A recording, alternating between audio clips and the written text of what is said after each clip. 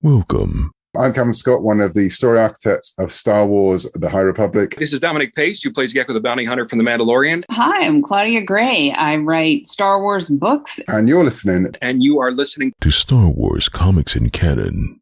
The Force is strong with this one.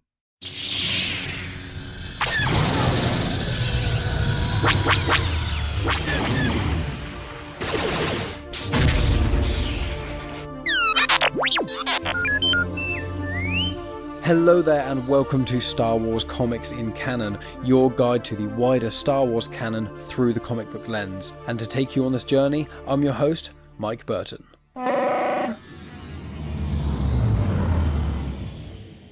And so brings episode 116.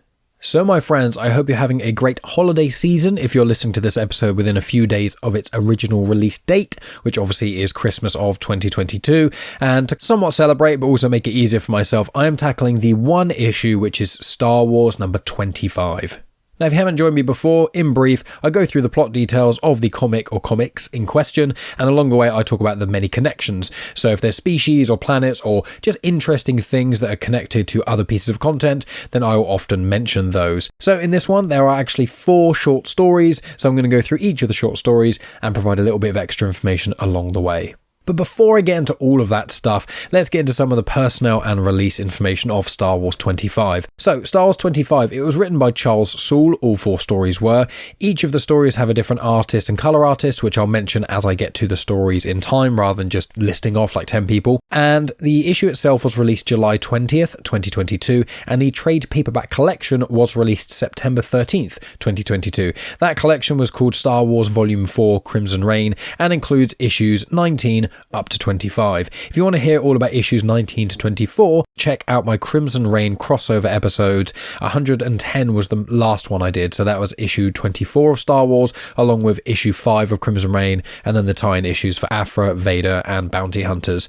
So just check out my YouTube channel, there's a variety of playlists there, or type in Crimson Reign Comics into whatever podcast app you're listening to, and it should come up on the feed of Comics in Motion. But in addition to that, Star Wars 25 is also the 100th issue of main run Star Wars comics to be released in the new canon. So the first run of Star Wars, started by Jason Aaron, was 75 issues. I've tackled every single one of those on this very podcast. If you want to check those out in a really easy to find way, just go to my YouTube playlist and find main Star Wars comic run, and it will be there, all in chronological order.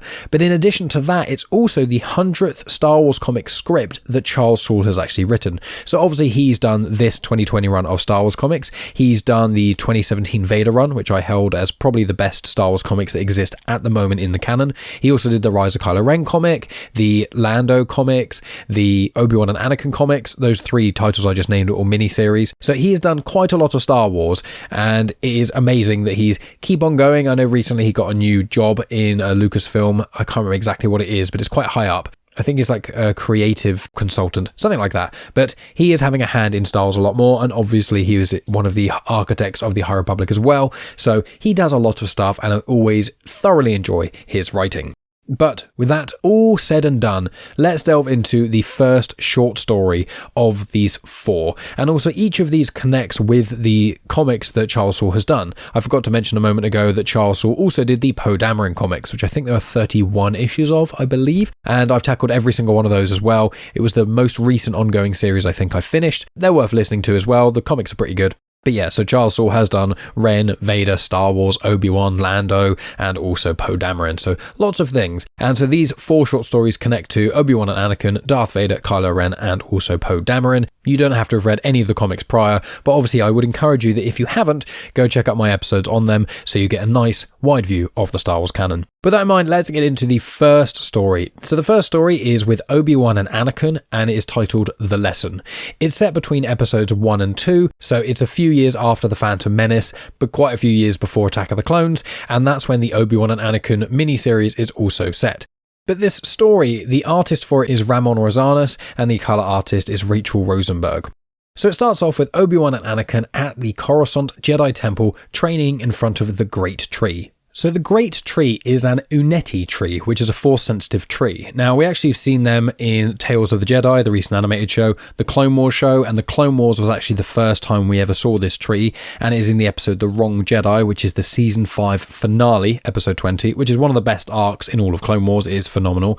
You also saw the tree in Shattered Empire issue 4, which I tackled on the 4th episode of Star Wars Comics in Canon. You actually see Luke and Shara Bey liberate a small piece of this tree after Imperial rule, and Luke then gives it to Shara Bey, and Shara Bey, along with Kez Dameron, so Poe's parents, they then plant part of the tree at their home on Yavin 4. So all of that is really, really cool. A few other interesting things about the Uneti tree. So Chirrut Imwe's staff is made from the Uneti tree. He is the blind monk played by Donnie Yen in Rogue One. Probably the best character in the whole thing. Also in The Last Jedi, the ancient Jedi texts are actually in a hollowed out Uneti tree, and Luke has actually found Ahch-To, which is the place he resides in The Last Jedi, because he studied the saplings of the Uneti tree, kind of found out where they originally came from, and it seems to be from Ahch-To. And the last little bit of trivia, a bit of cool information about the Uneti tree, is that the Neti is in Legends. So in Tales of the Jedi comic 5, they are a shape-shifting type of plant. So a Neti without the U in front of it. But I just thought that's all some really cool stuff. I was like, oh yeah, the Great Tree. I thought that was quite cool. I did a bit of research and I was like, oh, there's a lot to this. Could almost do a whole episode on the Uneti tree. I'm not going to do that. But I just thought that was really cool. And yet you get to see it in the Clone Wars, and it's in a variety of other times as well. In the Dooku episodes of Tales of the Jedi, I think specifically the 3rd one, Dooku and Yoda have a conversation and it's in front of the Uneti tree. So really recommend checking that out.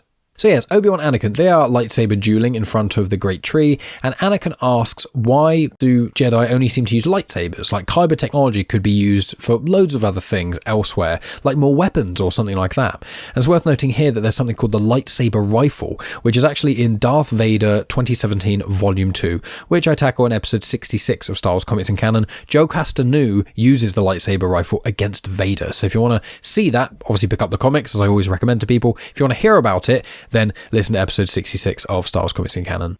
And Obi-Wan does also mention in this comic that there are more weapons that have been used with kyber technology, some of which are in the Jedi Vault. So I think that was Soule giving himself a little nod there with the lightsaber rifle. I think in Legends there's been quite a few different things of lightsaber technology. I imagine in the canon as we go back we're going to kind of discover a bit more. Probably in comics, I imagine Aphra will probably come across a few. But obviously Anakin asking about that, well, him and Palpatine, mainly Palpatine, which actually the plan came from the Geonosians originally, as seen in Attack of the Clones, is the Death Star, which obviously is powered by kyber crystals.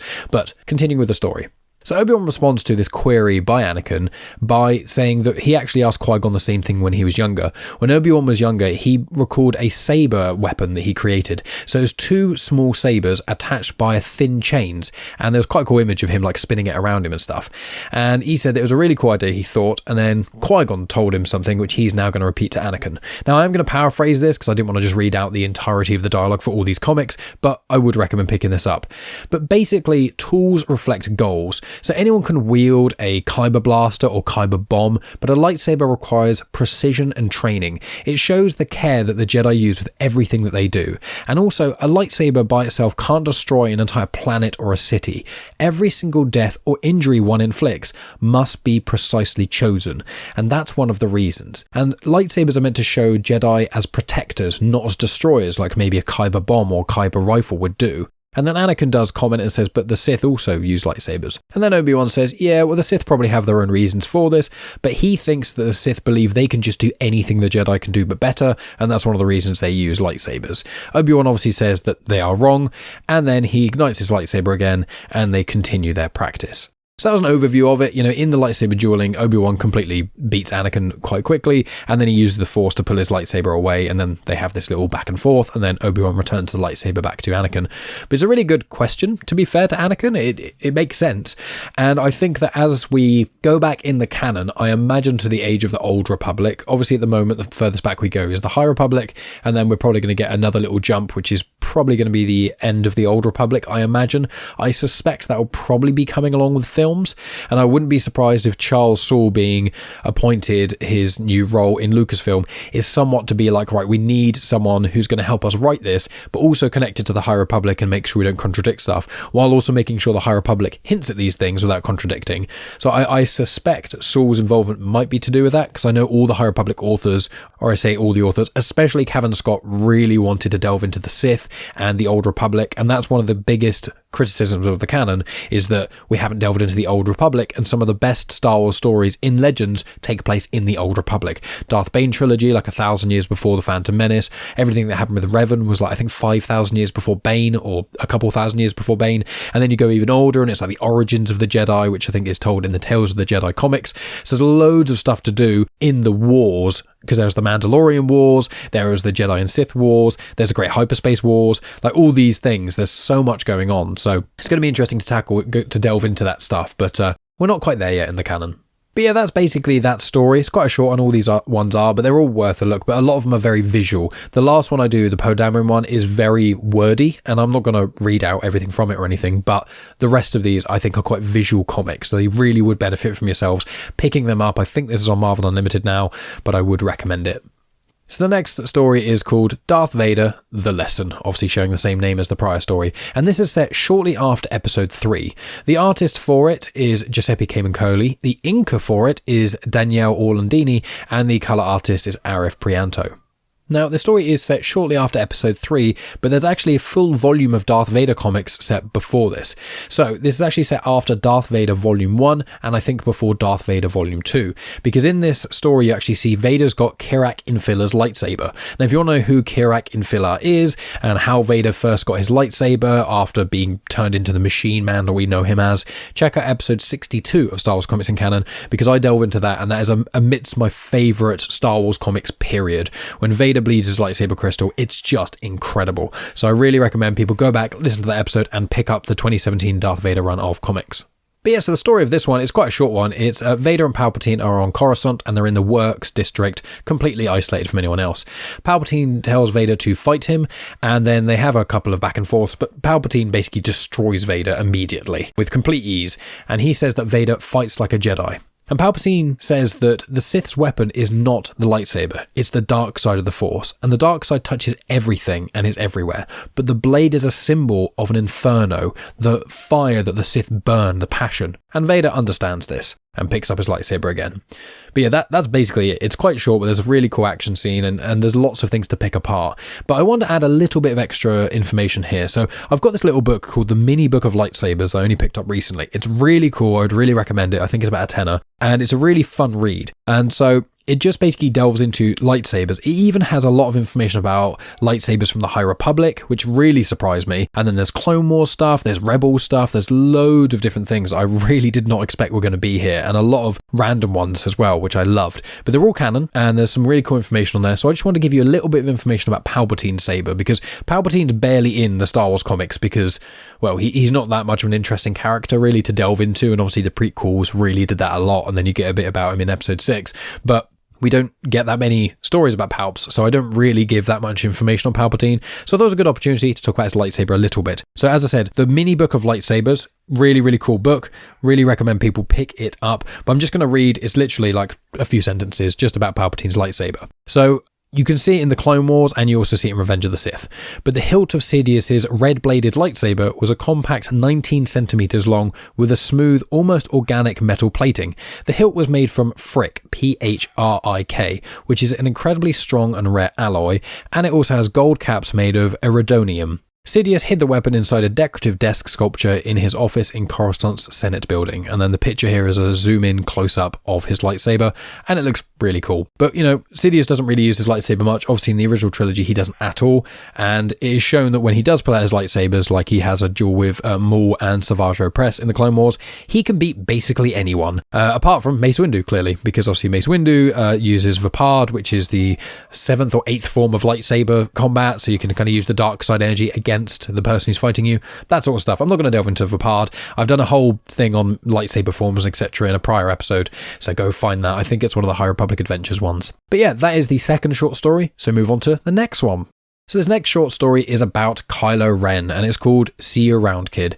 It's set between episodes 8 and 9, so Last Jedi and Rise of Skywalker. The artist is Will Sliney, and the colour artist is Guru EFX. Now, I did do the Rise of Kylo Ren in the first episode of Star Wars Comics in Canon, but I recommend people check out the redo that I did, which is in episode 109. So in episode 109, there's a lot more information. I gave a lot more information because I changed the format of the show around episode 2 or 3-ish, and also because of Crimson Reign and the Knights of Ren, there's just a lot more information to give about Kylo Ren. So I really recommend people check out episode 109 of Star Wars Comics in Canon because the Rise of Kylo Ren comics are brilliant.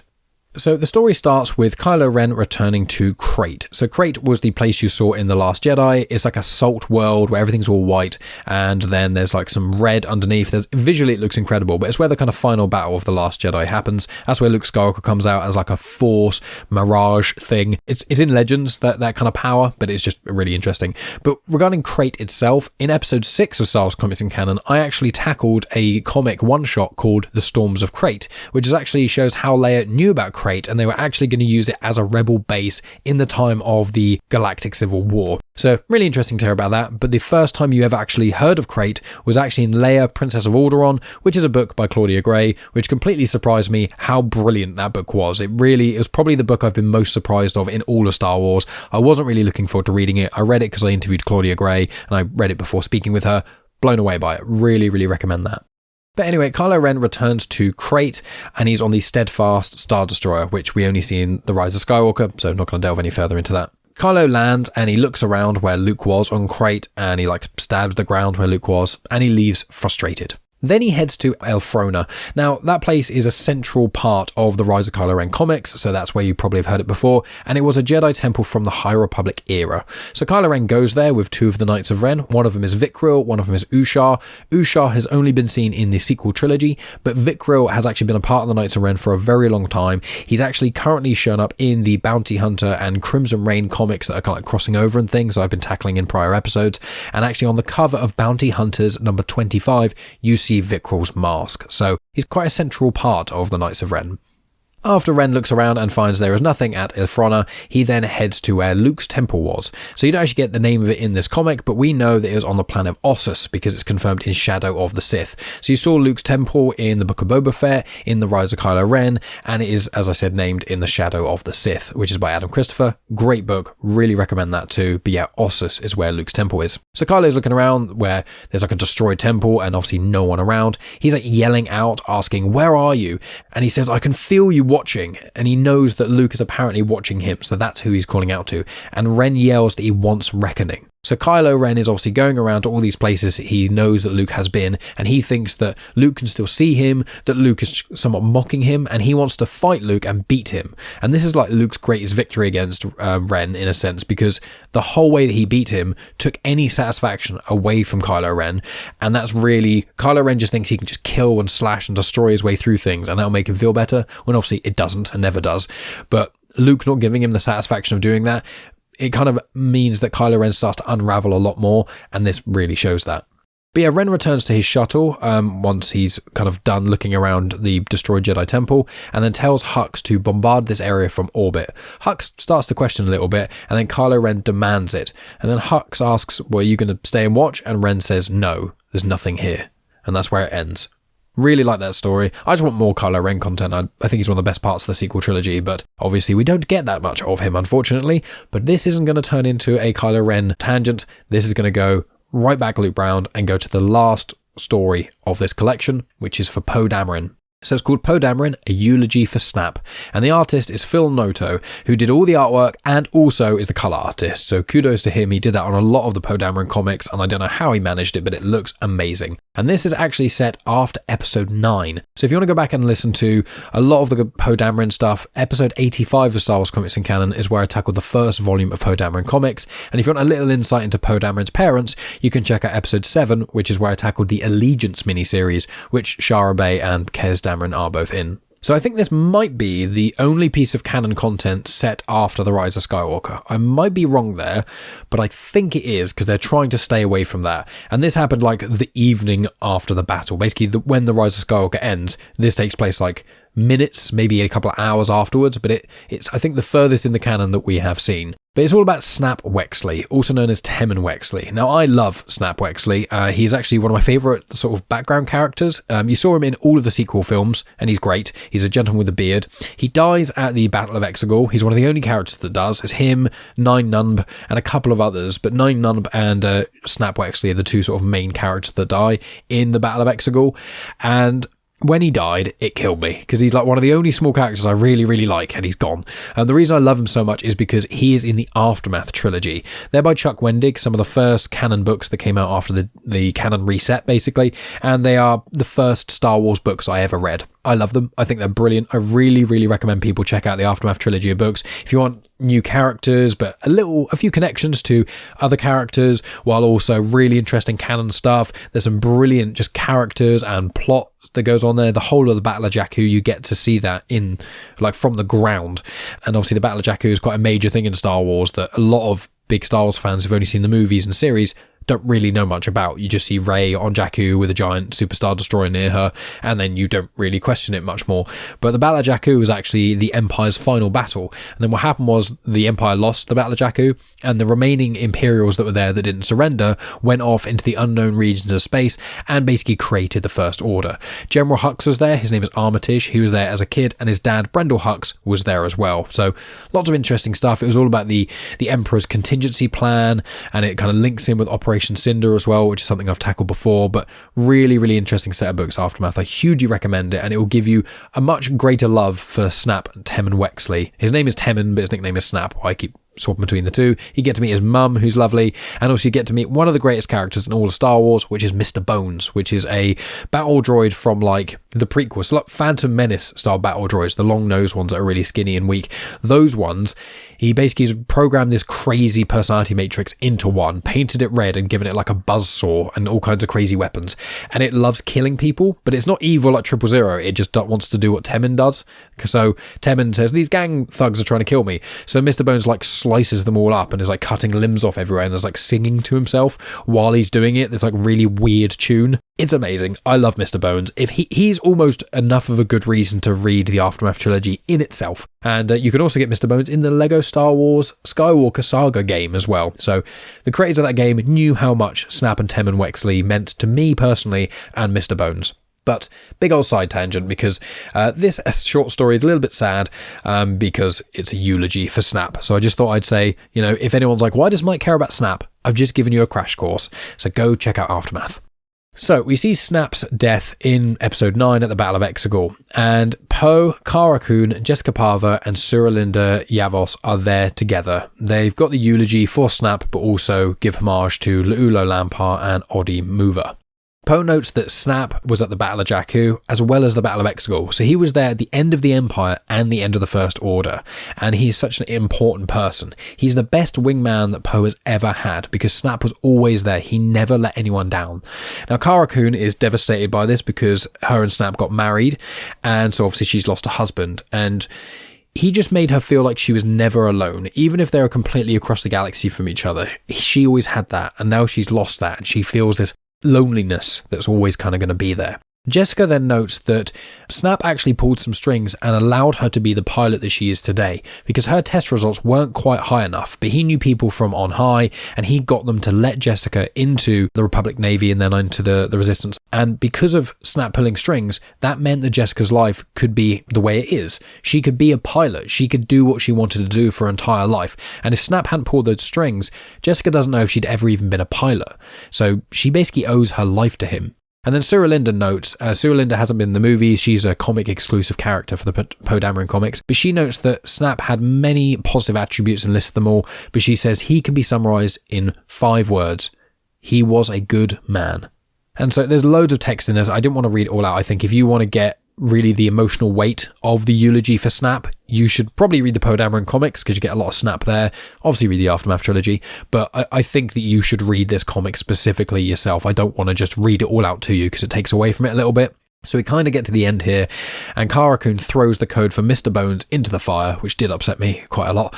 And then Poe, while he's kind of there, gets a comm saying someone wants to talk to him about something, and he says, no, not tonight. So then he raises a glass or a cup to Snap, to Black Squadron, and says, this is for the stories told and the stories yet to come. And that, my friends, is where this comic ends. So I'm glad I got to tackle it because I wasn't sure how I was going to tackle Star Wars 25, but I think doing it in its own episode really works. And releasing it around Christmas kind of helps too, but it definitely deserved its own focus on it because 4 incredible series by Charles Soule, amazing characters, brilliant dialogue, a lot of nice messages. I really liked Star Wars 25. When I heard it was a couple of short stories, I was unsure about it, but doing this episode on it and reading it and going in depth in it, I absolutely loved it. So, my friends, what is coming up for Star Wars Comics and Canon? What's going on in general? Well, in the description there are links to some guest spots I've been doing recently, so make sure you check those out. I was recently on Indie Comic Spotlight, and we spoke about Miracle Man books 1 to 4, not the new Silver Age stuff. We spoke about the original 3 and then the Golden Age as well. So make sure you check that out. I was on Ike's Flame to talk about the High Republic Phase 1, so that was a lot of fun. Go check that out too. In addition to that, I have actually launched my own feed for Star Wars Comics in Canon. Don't worry, these episodes are still going to be coming out in Comics in Motion. I just found myself when I was trying to search for older episodes in podcast players, it was actually becoming quite difficult because if I didn't have the name of a certain character in the title, it was so hard to find. So what I decided to do, and I've already spoken to the Podfathers about this, they told me I could do it ages ago, and I now regret only doing it now, but Star Wars Comics in Canon has its own feed. So although I recommend to you all stay subscribed to Comics in Motion, what I'm doing on its own feed is releasing an episode. I'm trying to release one every single day, so it'll eventually catch up to this main feed, and then episodes will just come out on both feeds. That's the general goal. And then any fans who just want to listen to the Star Wars stuff can stick to the Star Wars feed. Even though I obviously recommend people do stick to Comics in Motion, it's just searching for older episodes is so much easier, especially because we're nearing me doing this for 3 years. So trying to scroll down through 3 years of podcasts, including Indie Comic Spotlight that's been weekly for the same amount of time, as well as all the other amazing shows that come out either monthly, fortnightly, occasionally, all those things.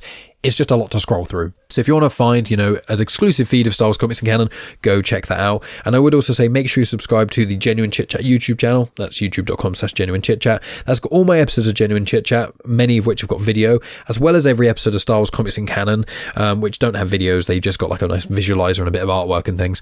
But they're all in playlists. So if you want to just find out every episode about Darth Vader, you can listen to all of those. If you want to listen from the start to the main run of Star Wars comics, then you can just go into the playlist I've created for that. Same with Afra, same with Bounty Hunters. I've also created a playlist for the Crimson Reign and War of the Bounty Hunters crossover events, so you can listen to all those event comics as well. There's a few other playlists as well. There's things to do with Genuine Chit Chat. There's like conversations that have been about Star Wars, so some of those are with content creators of Star Wars, others are just fans like myself. So check out the YouTube channel, check out Star Wars Comics and Canon on its own feed, and it would just be great fun there. But what have we got in the next weeks? Well, next week is going to be that sort of in-between time where I'm not really doing a lot of podcasting. So on this feed, I'm probably going to release something from my Patreon. So I imagine I'll release the book review of A New Dawn, which is the Rebels prequel book, which is how Kanan Jarrus and Hera Syndulla met, and it's got a couple of other familiar faces in there. On the book reviews I release on Patreon, I normally record those when I'm in a car, so when I do that, the audio quality isn't quite as pristine as it is here, but I do clean it up quite a lot, and I haven't had any complaints, and you can hear everything I'm saying fine. I just thought I would pre-warn that a little bit. I'll try and remember to record something beforehand for A New Dawn, but I might forget because it's the Christmas season. But yeah, that's what's probably going to be next week. The week after that, I'm not entirely sure. I've got another book review recorded for a Canon book called Force Collector, which I really enjoyed. I may end up releasing that just on this feed as well, so you might get 2 book reviews coming up. And then I'm going to get on to the comic stuff. So I've got to do the Dr. Aphra and the Darth Vader comics that are the ones set between Crimson Reign and Hidden Empire. So there'll be 2 of the next ones I do. I've then got the first batch of Hidden Empire to do, which is a crossover events, much like I do with Crimson Reign and like I did with War of the Bounty Hunters. Then there's also the High Republic comics that started coming out, but I'm going to do the Path of Deceit book review soon. I'm about 2/3 through that book at the moment, so I'll be doing the book review for that, I imagine, end of January, I guess, maybe early Feb. And then I'm going to try and read Convergence, do a book review of that. And then there's also the Battle of Jeddah audiobook. There's the Quest for the Hidden City book as well. Lots of stuff coming out, and then I've got to do obviously the High Republic books, comics rather. There's the one-shot Quest of the Jedi, there's the ongoing series, there's the High Republic Adventures comics, there's the Blade of Baldotta, or just the Blade. There's lots of High Republic stuff coming out as well, which will be filling up this feed to a degree next year. That'll be the Phase 2 stuff. In addition to that, there's the Yoda ongoing mini-series. There's Tales of the Rancor Pit, so Tales from the Rancor Pit, which is another collection of anthology stories from Cavan Scott, all sort of horror-orientated, much like the Vader's Castle comics that have been done. but these are just slightly different. So very excited to tackle that because I haven't read that yet, but I'll be reading that, I imagine, January. So I think I'm going to try, and please keep track of that word, try, to release in the new year. There'll be a book review, and then I'm going to try for either the Dr. Aphra or the Darth Vader batch of comics that are in between Crimson Reign and Hidden Empire.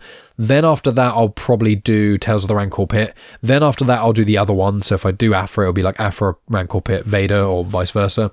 Then after that, I'm hoping I'll have done the Path of Deceit book review. Then after that, I'll probably kickstart with the Hidden Empire crossover events, because by then it should be 2 or 3 issues out. I've already got Hidden Empire number 2.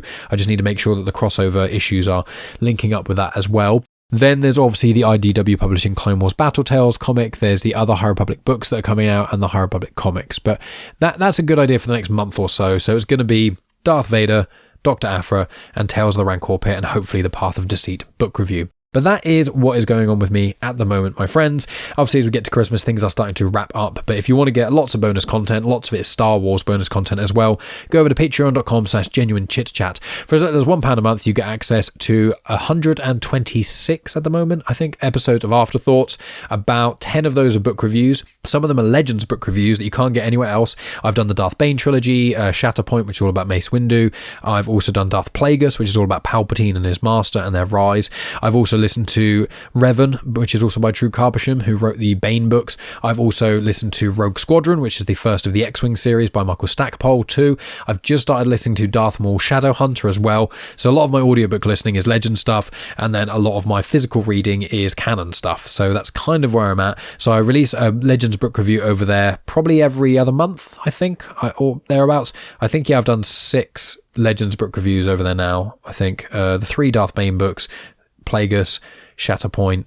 I think I'm missing one, but I'm going to be recording more anyway. So if you want to get bonus content in that regard, also myself and Megan, we watch movies and TV series and give reviews on those.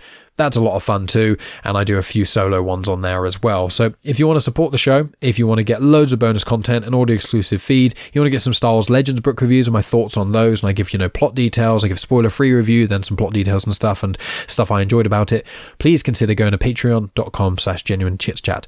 But my friends, please share on social media, tell your friends all about it, leave reviews on Spotify, Good Pods, Apple Podcasts, subscribe to the YouTube channel, subscribe to the new feed of Star Wars Comics in Canon, do all those things. And if you're a new listener and you're trying to get through like all of Comics in Canon, a really good way to start is on that new feed, because it's starting from square one and it's quite easy to catch up once you're there. But thank you for the support, friend, and another amazing year.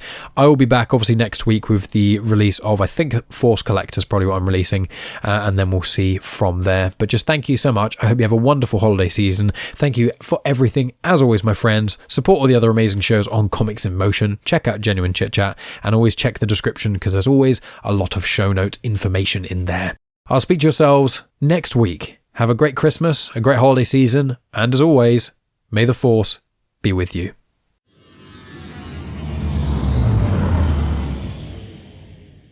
The intro for Star Wars Comics in Canon is arranged by myself, Mike Burton, and the backing music was made by Eric Matias of soundimage.org. You have just experienced host, creator, everything elser of Genuine Chit-Chat, and also the host and creator of Star Wars Comics in Canon, found on the Comics in Motion podcast, Mike Burton.